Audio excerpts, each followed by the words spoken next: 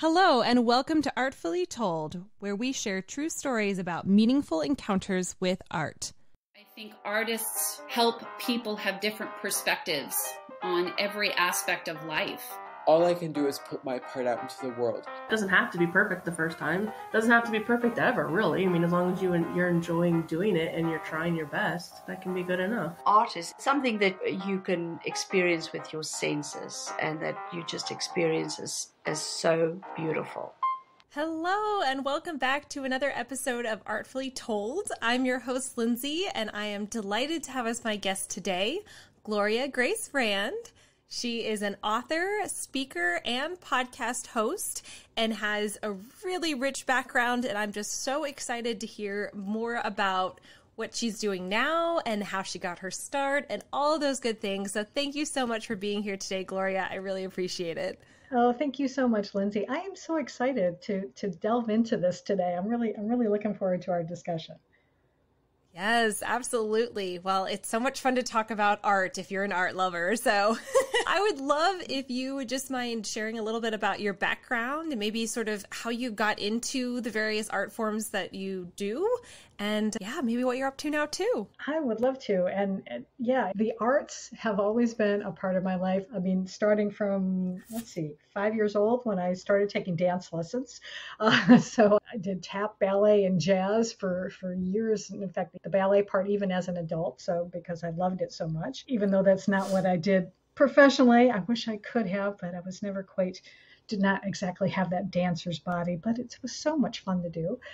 And the other part that has been a big part of my life has been music. I was in the band in school. Actually, the first instrument I ever learned how to play was the organ. We had a Hammond organ in our house growing up, and my dad played it, and I learned how to play, and then learned how to play the guitar. And then in school, I started out playing flute in junior high and then switched to saxophone in high school because we had too many flute players.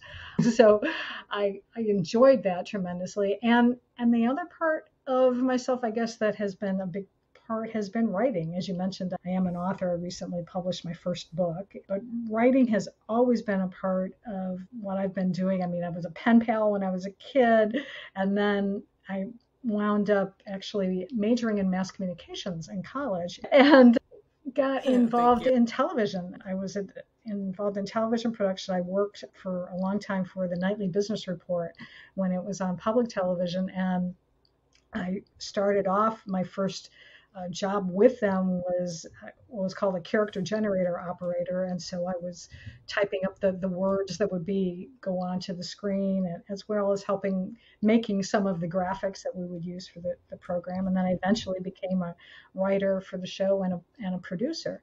And so I did that for a long time, loved working in television. And then we were living in Miami at the time. I moved up to Orlando, and I had to find something else to do. And I wound up investing in a course to do SEO copywriting. So I was learned how to write content for websites and to help them get found, figure out the right keywords that would help you get found on Google, and then incorporate them in a way that actually makes sense on a website to be able to get people to take action and buy someone's products and services.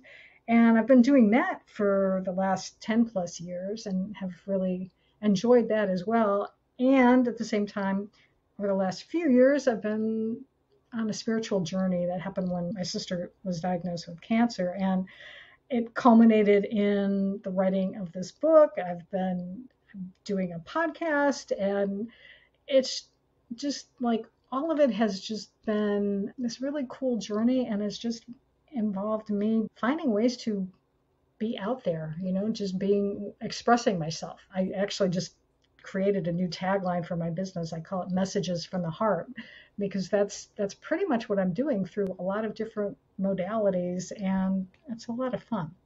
And we'll probably talk about some more of that in a little bit, but that's the not really short version, but but a little version about where I am right now.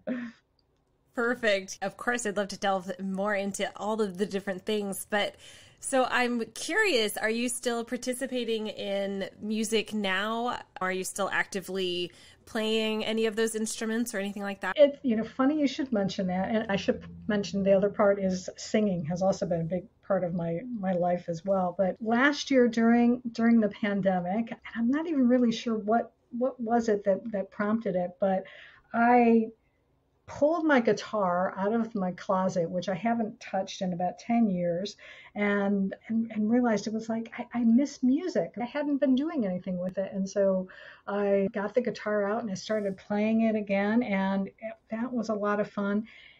And I also started, which I haven't done since, let's see, probably 7 years old, was the last time, is I actually wrote a couple of songs, which just sort of blew my mind that this was coming to me, this new way of being creative, and it was exciting. And I also started playing the organ again, because I've kind of played it off and on, but not consistently. But I realized that it's like, I should do this because it brings me joy. And I think that was mostly it. In fact, that is why I started playing the guitar again, because I was working with a coach, and she's like, well, what brings you joy? And I'm like, well, music. And it's like, yeah, wait a minute, I've got a guitar. I need to start playing music again, because, last year was such a weird year, and it's still a bit continuing that way. And it's so important to do the things that you love to do. And so, yeah, I started doing that, and it was great. And like I mentioned, singing has been something that I've always enjoyed doing as well. I used to be in church choirs for a long time, and really enjoyed doing that. And so again, this like writing songs is kind of getting back into me being able to sing again, which has been really a lot of fun. My favorite part about Girl Scout camp was singing around the campfire, just to give you an indication of me and music. Yeah. Yeah, of course. That's fantastic. So I'm curious, do you own an organ, or do you have to go somewhere to play one? No, I actually do have, it's really old now. It was a secondhand one that I bought from a coworker back when I was working at the Nightly Business Report. So this instrument is, oh my gosh, it must be 30 years old now for sure. The pedals don't work that great, but it still works. I bought a keyboard once before I got this organ, and a nice electronic keyboard, but it just wasn't the same, especially because those keyboards are typically, you play it, it's more like a piano. And I grew up with two keyboards, so it's like the upper register or the lower register and pedals, and I just prefer playing that way. So when a coworker was moving and she was offering this organ for sale, I'm like, I'll take it, I'll buy it. and just to be able to have that experience again of sitting down on a bench and just playing that way, because I grew up playing chords with my left hand, as opposed to that. I can play the intricate left hand like you would do on a piano, but I don't know, chords are easier for me and I like it better. Fair enough. Yeah. Well, I'm so impressed with musicians. Of course, that is already just so much work and dedication that you put into it. But I feel like organ is just another level of coordination that I just don't know how you do all the different things and it sounds so good. Like how do you learn to layer the use of your foot, and then you have both registers and all that stuff? Like, that's just amazing to me. I don't know, but I guess it helped that I started young. I think I was 7 years old when I started taking lessons to do it. And it just always seemed natural to me. Whereas like playing the piano, I can't understand how people play the piano, because I'm in awe of people who can play the piano, because especially with using the left hand and just making this intricate music, I'm like, oh, wow, you're just like, oh. So I can relate in that way to how you feel, because the organ to me is easier and fun, whereas the piano seems much more challenging. What is the hardest instrument that you've learned how to play, do you think? Actually, the flute. The flute was my nemesis, because our band director used to say, needs work on her embouchure. And to be able to get your mouth just right, to be able to get that clear tone, I was okay. But I found the saxophone much easier to play. It was something about the reed instead was easier, and I was much better playing the saxophone than I was with the flute. So yeah. Although I will say the guitar, I'm still not great at doing like super sophisticated chords because it is hard to press, to get your fingers, especially like I don't have the biggest hands, I think, and maybe that's part of it. So it's hard to be able to necessarily like press all of those strings down, especially like your pinky finger, to be able to get that coordinated and with enough strength to press down. But, I can do C, G, D7, D chords, those basic chords. I can play a lot of good John Denver songs. Let's put it that way. Fair enough. I love it. That's hilarious. Well, that's really cool. I'm glad that you were able to pick it back up and that it does still bring you joy. I think that's so special. It is so important to find those things and to engage in them because it is a crazy world and we all need those outlets. And so yeah, I'm so glad to hear that you're still doing it. That's wonderful. Well, and obviously you've also had quite the illustrious career as a writer and, now starting off by writing for other people and now obviously writing your own book and such. But so I'm curious how that journey kind of evolved for you. I mean, was it something that you just sort of naturally kind of fell into? Was it challenging at the beginning, learning like each different type of writing? Because you've done several different styles, it sounds like. So yeah, absolutely. It has been interesting. And like I said, when I was a kid, I loved writing in school. English was like one of my favorite subjects, and I enjoyed writing, even, I don't know, maybe writing stories or things. But when I switched my major, because I was originally majoring in business and doing very badly, so eventually I switched to mass communications, and getting into learning how to write business news was, I think what was advantageous for me was that I worked my way up in the organization, so that, like I said, I started off more of the graphic side of it, and then eventually my next job, I became the associate producer for stocks. So I was working with one of the anchors of the program. His name is Paul Kangas, and he would talk about the stock market. That was his forte, talk about what happened on the New York Stock Exchange and the American Stock Exchange. And so I would figure out what were the bigger losers and gainers of that day, and just being around the other people, I would start picking up, even though I'd studied journalism in school. It really helped being sort of on the job and getting that on the job training of learning from the other writers were there and the other producers. And it's all about being able to be very concise and get your message across quickly, because a lot of the stories would be like 30-second stories or that you would have to write. And it was great because they allowed me to start off with writing small parts of the show. We would do like a local segment for Florida stocks. And so I started writing some of those stories and then eventually got to write for the program itself. So it was great being able to have training and have people encouraging me along the way in order to do that. And then it was interesting, before I started my copywriting career, I was actually doing a lot of part-time volunteer work for my kids' schools. I started writing press releases for them, and I was working on their newsletter, the school newsletter, and writing articles for that. And when I started doing the copywriting, it was like, oh, the stuff I was doing for the school was actually the same type of writing. I could actually get paid for that. It didn't even dawn on me at the time that was a career. I was just trying to help out, and I'd worked for a TV station. So it was like, sure, I can do this stuff too. I can figure out how to write a press release and send it to our local newspaper and things like that. So it's just been this way of evolving that then when I started learning how to do copywriting, it wasn't that far removed from what I was already doing, because the same principles hold. You've got to grab somebody's attention really quickly. You got to get to the point on a website, just like you would do writing for someone who's listening, watching a television show. So it's been interesting how everything is sort of built on it, I guess. Each thing that I did, I sort of picked up a new skill and was able to keep evolving from it. And just being able to, in doing my business, I started a blog, so I started writing a lot of articles for that. And I think that also then helped in being able to really start writing a longer form and to actually write a book.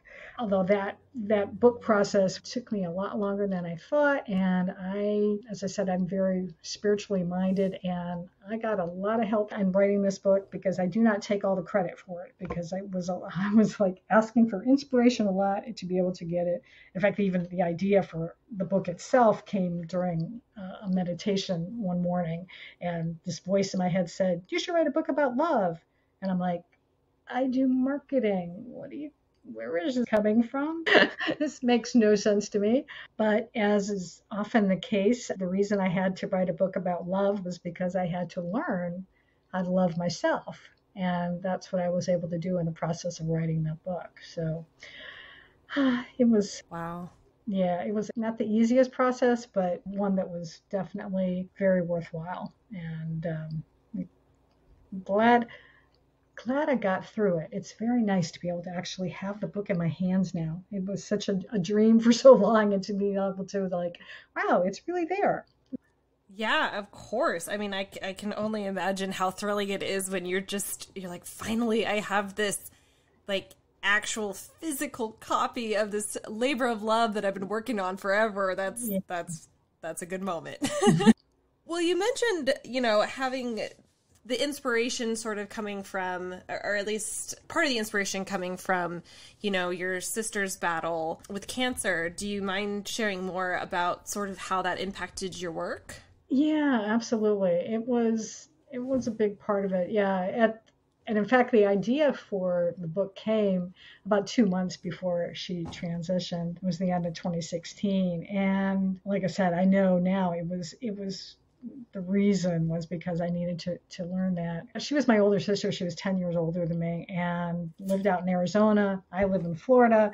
So I was going out there as often as I could to be with her during that battle that she was engaged in. And, initially I grieved a lot when she was gone, because she was like my cheerleader. She was the person who was always encouraging me in my business and always telling me, you're doing a good job. And I really missed that when she was gone. But now with, some time and going through writing the book, I can really look back on, looking back on the time that we got to spend together was great, despite everything, because we really got to connect in a way that we hadn't that much because of this 10-year difference. We had really two different childhoods, so we would spend a lot of times comparing notes on how we and just we were able to put together some good memories. I actually write about one of the things in the book. One time was the year before she passed. I was out there before Christmas, and we decided to make Christmas cookies, and we made the kind that she always loved, which I love too. So it's basically a sugar cookie. And so I'm made the batter, and I'm rolling out the dough, and I'm flattening the cookies, and she's like, you're not flattening them enough. They need to be flatter. And I'm like, okay, fine. Press them down a little bit more, and then put them in the oven. And it was just so annoying that she was right.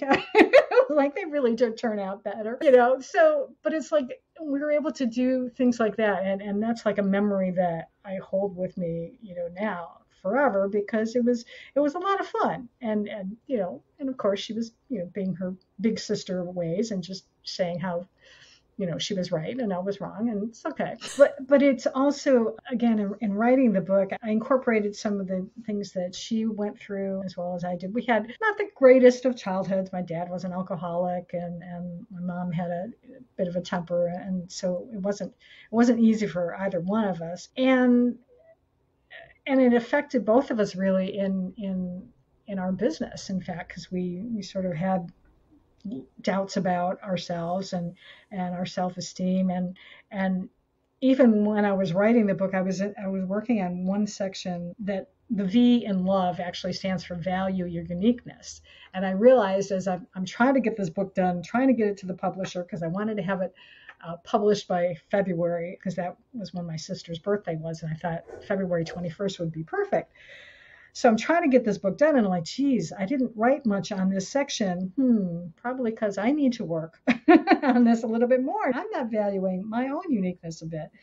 But anyway, for whatever reason, I was drawn to start looking through some of her notebooks, and I was trying to check a date or something, and I came across a section that she had written about where she was talking about, struggling that of her self-worth and why she wasn't even able to fight the cancer because, thinking that like she wasn't worthy to be able to survive this.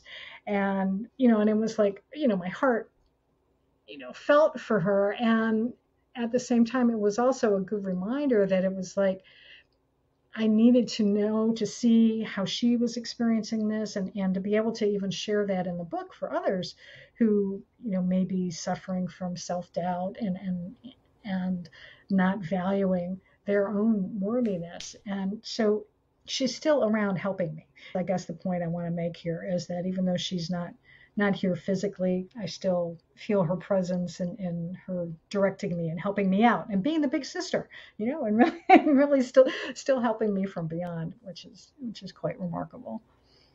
Yeah. And that's so special to have gotten to share those memories. Of course. I mean, and then be able to use them to help not only inspire yourself and value yourself and learn all of that, but to then share that with others.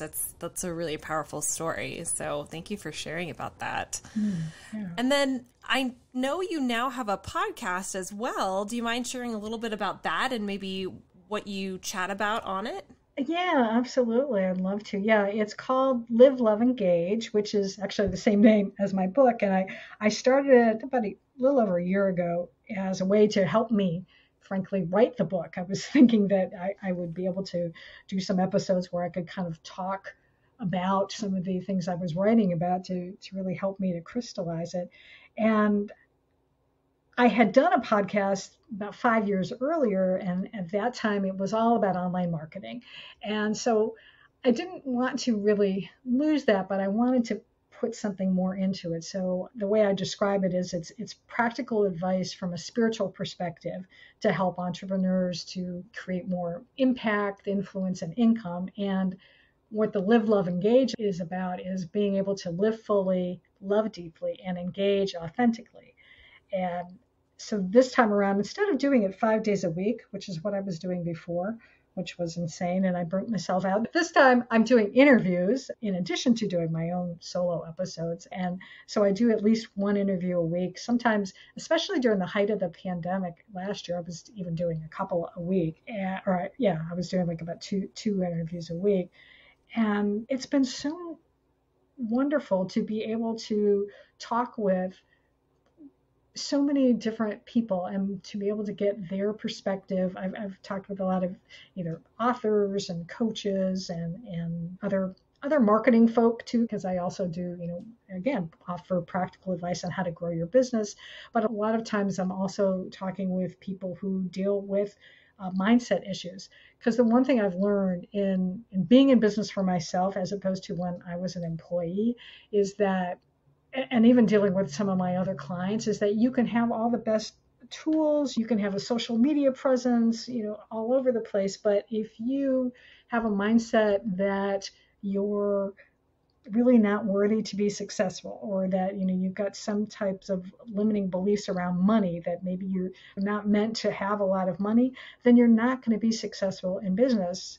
Even though you might have the best website and you've got a team, even having a team of people maybe working for you, you're still going to be butting up against a wall, because it's really what you think and believe about yourself that is going to have a big impact in how you actually can succeed in business as well as in life, for that matter, too. Perfect. Yeah. Well, that's exciting. And so I'm curious, for our listeners who would like to maybe purchase your book, find out more about your podcast, or kind of follow your work, is there a way for them to do that?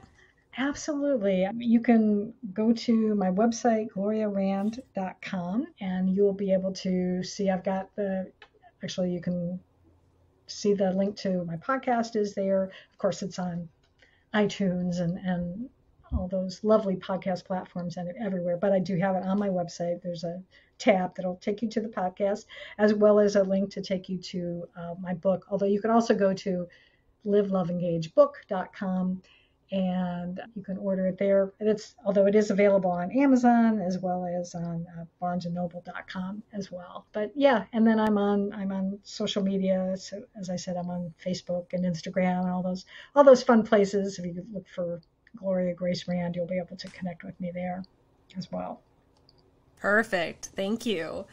Well, I always ask my guests the same 3 questions, and I'd love to do that with you if that's okay. So first of all, how do you personally define art, or what is art to you? Ooh, let's see. Art to me is expression. And because it can have so many different forms, and I think it's a way of expressing who you are, what your thoughts and beliefs are, and it's a way of being able to just communicate you through whatever different modality you find, whether that's writing, whether it's music, whether it's actual painting and drawing, because there's so many different ways to be able to express. So yeah, I think that's what it is. It's a way of being able to express yourself out there in the world. Yeah, absolutely. And then what do you think is the most important role of an artist? Well, the most important role, I think it's just being true to who you are and to trust yourself to be able to communicate whatever it is that you want to communicate. Because if you're going about doing something in the arts to please someone else, it's not really ultimately going to be successful. I think you've got to be able to do whatever it is from your heart to really be able to please yourself. And it may not please everybody, and that's okay. But as long as you are conveying what you want to convey from your heart, then it is going to touch someone else's heart. Yeah, beautiful. And then my final question, and I'll define my terms a little bit, but do you think that art should be inclusive or exclusive? And by inclusive, I'm referring to an artist who puts their work out there and provides some context behind it, whether it's program notes or titles or the inspiration that went in behind it, versus exclusive, referring to an artist who puts their work out there and doesn't provide the context. So it's left entirely up to the viewer to interpret it the way that they will. I think it's a both and, because I think it just depends on how you want to put it out there in the world. Because I know that there are some people who will do art, especially I think, and maybe this is more even with painters in particular, who do want to just let people interpret it. But there's certainly nothing wrong with it being inclusive either, and being able to, give people maybe some guidance what it should be. That's an interesting question. I can see justifications for both. So yeah, I think it's up to the artist to decide ultimately, because they're the ones who are creating the art. And if they want to provide guidance, that's their prerogative. And if they want to just leave it up to whoever to be able to make their own judgment, that's their prerogative as well. Yeah, absolutely.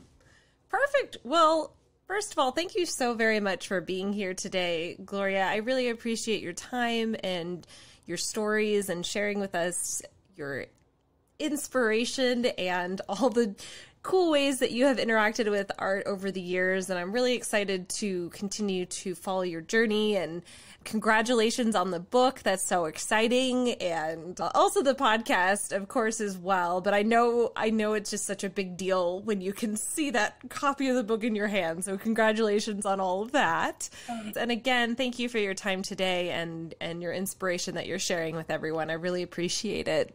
Oh, well, thank you so much. And I love what you're doing for this podcast, because I think it is great to be able to let people know a little bit more about art. So I applaud you for what you're doing. So thank you.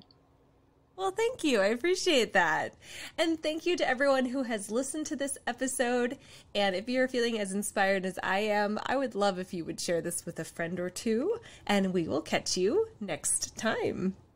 If you have a story to share with us, we would love that so much. And I hope your day has been artfully told. Hey, Artfully Told listeners, Lindsey here, and I just want to share with you a little bit more about the Speakeasy Method. Now, if you have had a chance to listen to Greg Gonzalez's interview on Artfully Told, you're already a little familiar with the process that is so unique and so cool. That is the Speakeasy Method. It is for people who are ready to write their books, but maybe aren't super confident about their own writing ability or just want a more streamlined way of doing it. Greg and his team at Speakeasy are experts at these amazing questions that help your authentic voice to shine through. So what they do is they go through recorded audio interviews with you, and these recordings are then transcribed and put into manuscript format, ready to go. So what's cool about that is instead of months and months or years and years of you writing a book, they will actually take you from concept to published, and it can be as little as 9 months. That is one of the most recent success stories that they have accomplished, and it is just a really innovative method that I am personally so excited to help represent and help share the word about, because what Greg and his team are doing is absolutely life-changing for prospective authors. And I highly encourage you to book a discovery call with Greg or another member of his team to learn more and see if this could be the perfect fit for you. It's 100% complimentary, and you can do so easily by going to his website, and that's www.joyfulliving.com/speakeasy. And again, that spelled out is JOY-FUL living.com/speakeasy.